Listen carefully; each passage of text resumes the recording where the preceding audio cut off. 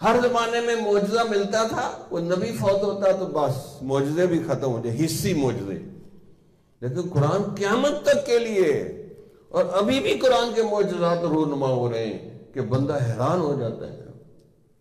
ایک 7 سال کا بچہ جس کو ہوش ہی نہیں، حواس ہی نہیں، بچوں والی حرکتیں کر رہا ہے، الف سے لے کر والناس تک اس کو پورا قرآن اللہ نے یاد کروا دیا. ہم یہ پیش ہی نہیں کرتے کافروں کے آگے. یقین کریں ایک 7 سال کا بچہ حافظ ہے، آپ پوری دنیا کو دکھائیں، سنو اس سے قرآن جہاں سنتے ہیں، دیکھو ہزاروں لوگ کلمہ پڑھ کے مسلمان ہو جائیں گے. ہم دکھاتے ہی نہیں، خزانے پہ سانپ بن کے بیٹھے ہیں، نہ خود سیکھتے ہیں، سمجھتے ہیں، نہ درس دیتے ہیں، نہ کافروں کو سناتے ہیں. ان کے لیے حیران کون چیز ہے، کیونکہ ان کی کتابیں تو زبانی یاد نہیں ہوتی. یہ اللہ کے قرآن کا معجزہ ہے.